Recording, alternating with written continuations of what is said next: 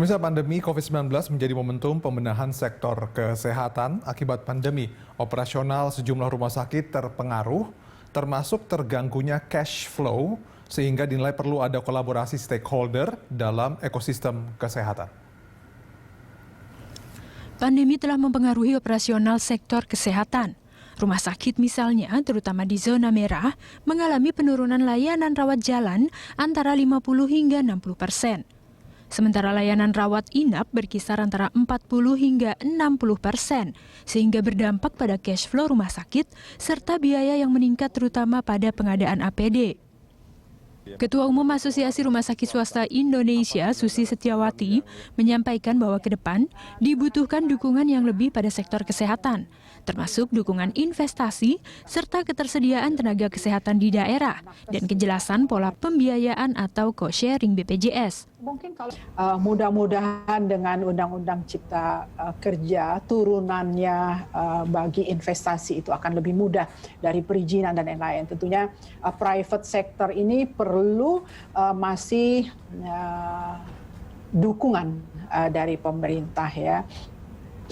Karena terus terang rumah sakit swasta semua sendiri ya, jadi dari segi apapun ada dukungan dari pemerintah. Nah, inilah yang bisa bersama-sama kita meningkatkan pelayanan kesehatan di Indonesia.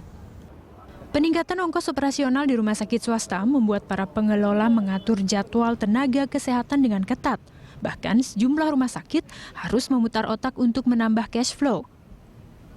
Caroline Riyadi, Wakil Presiden Direktur Siloam Hospitals Group, berbagi pengalamannya dalam masa pandemi. Menurutnya, pada saat pandemi ini, terungkap fakta bahwa pelayanan kesehatan Indonesia masih terhadang keterbatasan. Distribusi fasilitas kesehatan tidak merata, dan fasilitas kesehatan masih terfragmentasi. Untuk bisa tetap bertahan, Siloam menilai perlu adanya kolaborasi stakeholder dalam ekosistem kesehatan. Jadi di Indonesia itu kita 1,2 jumlah tempat tidur rumah sakit dibandingkan 1.000 populasi. Nah, kalau kita lihat negara lain, kita masih di bawah, tapi menurut standar WHO 5 per 1.000 penduduk. Jadi minimal kita naik 3 kali lipat, belum kalau penduduknya nggak bertambah ya. Kalau penduduknya bertambah ya berarti kita harus naik lebih dari 3 kali lipat. Jadi 2.900 tadi minimal 3 kali lipat itu. Banyak sekali. Masalah yang kedua adalah masalah distribusi. Jadi satu memang sudah ada keterbatasan, tapi kalau kita lihat distribusinya lebih miris lagi. Semakin jauh dari kota besar, ya kita lihat bahwa infrastruktur itu semakin lama semakin sedikit. Paling padat jumlah tempat tidur ya tentu Jakarta, 2,2 per 1.000 populasi. Yang paling sedikit NTB, NTT, NTB, Ambon, Maluku. Nah, di situ yang paling kurang bagian-bagian di Kalimantan.